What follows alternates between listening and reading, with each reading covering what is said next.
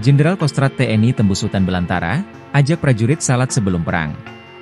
Momen menakjubkan terjadi di daerah latihan hutan Sapaya, Kabupaten Goa, Sulawesi Selatan, beberapa hari lalu. Dihimpun dari berbagai sumber Kamis, 19 September 2024, ceritanya prajurit TNI dari pasukan elit para Raider alias Lintas Udara Batalion Infanteri 431 Satria Setia Perkasa, Kostrad, TNI Angkatan Darat menggelar latihan program latihan persiapan operasi, Proglatisya Pops, sistem blok di hutan itu.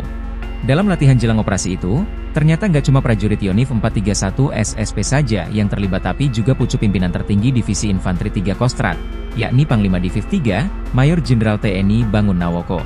Berdasarkan siaran resmi penerangan Diviv 3 Kostrad, Selasa 17 September 2024, Jenderal TNI lulusan Akademi Militer 1992 itu nggak cuma berdiam diri di pos saja, tapi beliau ikut menembus lebatnya hutan Sapaya untuk memberikan pengaman bertempur kepada semua prajurit.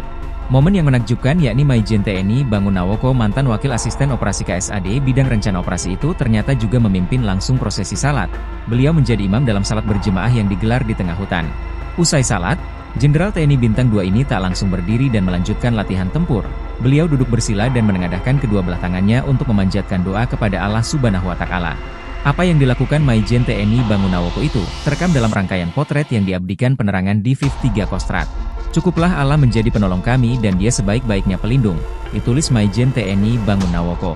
Untuk diketahui, Maijen TNI Bangun Nawoko memang selama ini dikenal sebagai sosok perwira tinggi TNI yang peduli dan perhatian pada prajuritnya. Bahkan saat menjabat Komandan Korem 174 Anim Tiwaninggap, beliau rela menembus hutan belantara Papua demi menemui pasukannya yang sedang bertugas.